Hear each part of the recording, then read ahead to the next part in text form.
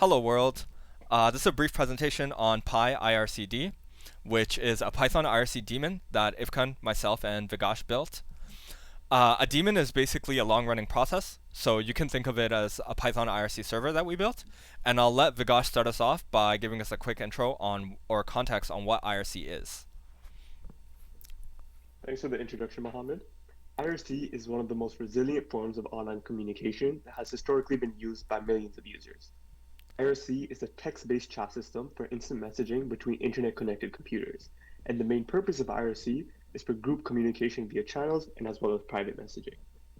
IRC is an application layer protocol that has been developed on top of the TCP IP network protocols, and in a typical implementation, there exists a server where a single process, aka a daemon, performs the required message delivery which clients can connect to. Cool. Now we'll let Ivkan tell us about what we built. Yeah. So overall, we built an IRC daemon, like Mohammed said.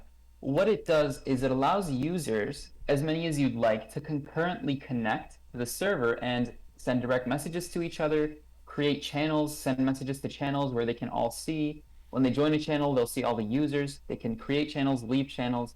When they connect, they can see the message of the day. A lot of cool features, a lot of bells and whistles that comes with it. But the best part about it is, since we created it following modern IRC standards, we followed the RFCs, it works with any off-the-shelf IRC client. Fully compatible, you can use it to connect right away. All right, and to prove it to you that this can be used with any off-the-shelf client, we'll do a quick demo where we'll start up our server on the left-hand side. And then I'm going to start up a terminal-based IRC client. And I'm also going to start up a GUI-based IRC client called Pigeon. So we have Pigeon, WeChat, and our server running over here. So Pigeon actually already tried to connect with the name Ivkan.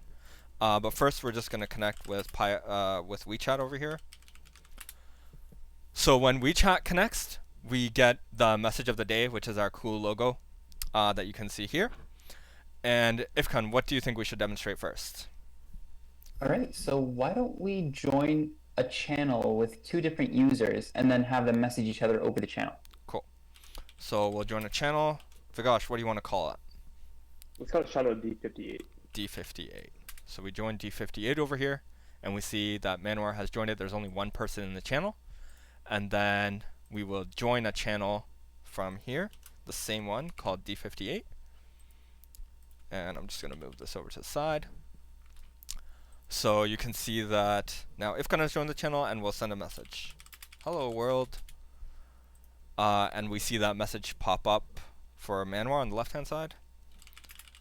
And then we can say, hey, what's up? And the message pops up for Ivkan as well. So this is all in a channel. Theoretically, someone else could join this, and they would see the messages too. What should we demo next, Ivkan? All right, so why don't we see what happens when we leave a channel? So now we can just part, and the message shows up over here that Manwar left the room. Cool. Ivkan, should we do private messages next? Yes. Cool. So let's just, from Pigeon, let's just try to private message Manwar and be like, hey, what's going on? So we get a notification, and we got a message from Ivkan. Hey, nice to hear from you. And Ivkan gets the message back. Do you guys want to demo anything else? Maybe we can do like list users. Cool. Or So see like what list does in the channel. cool. So we can list the existing channels. So there's one, which is D58, and it shows you in parents that they're number one. That means there's one person on the channel. Ivkan's on the channel. We can also do another command we implemented was lusers.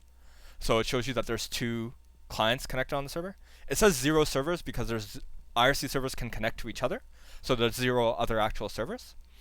Apart from this, we implemented other commands. You can check them out in our design and implementation document. And that concludes our demo. All right, so just for a quick high-level overview of how our implementation works and what the general architecture is.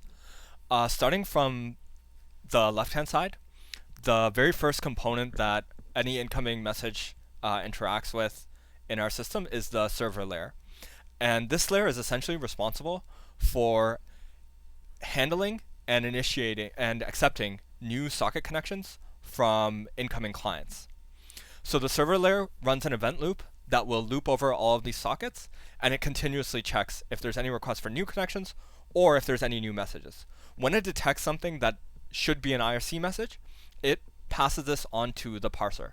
And the parser will parse this message so that it's usable by our application, and then it sends that message to the message bus.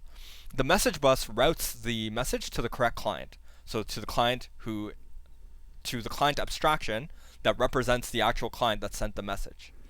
These clients are where the bulk of our logic is implemented, and the client will be responsible for handling the message appropriately.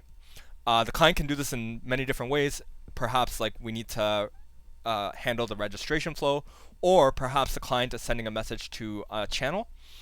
In that case, the client will interact with the channel object that we have in the backend. The channel objects are implemented using the publisher-subscriber pattern. So all clients register callbacks to their own method of their own method that sends themselves a message.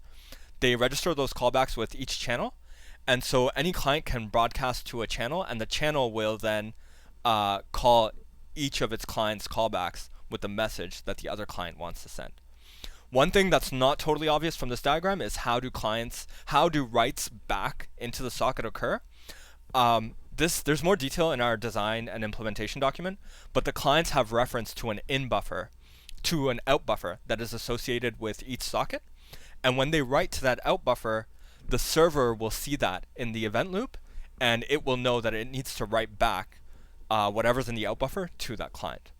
Now I'll let Ifkan give some details on how our development process was and how we tested our implementation. Okay, perfect. So we made use of an online public repository called IRC Test. It's on GitHub, and it has a ton of integration tests based on RFCs. So it has integration tests for each and every one of like the functionality that you could possibly add to an IRC server. So what we did was, as we developed features, we made sure to keep track of a list of tests that we were already passing to make sure that when we added something new, nothing broke that we already implemented. So this also kind of gave direction to our structure in general, so that we built things so that like we would have to modify other things less when implementing new features, which in turn made it very, very modular. And for future prospects, when if ever we choose to improve and add new features to this project, it'll be easy because we'll know when and why we're breaking something if we are. And so we'll be sure that all the new features we add will go seamless. Cool. And finally, we'll let Vigash tell us about how we tested our parser. So the parser is, of course, one of the core functionalities of our server. Being able to correctly parse messages and extract the commands is essential for being able to communicate between clients. And in order to ensure that we're up to spec with the standard, we adopted community-developed tests to verify our parser's functionality. So what we did is we used a modified version of these tests and used our parser and made sure that we can it correctly outputs the command and parameters given a message in the test. Awesome. And now back to Mohammed for our conclusion. Yeah, awesome. So that's it. There is more detail available in our repository, specifically the design and implementation doc. And if you have any questions, we'd love to hear them. Thank you.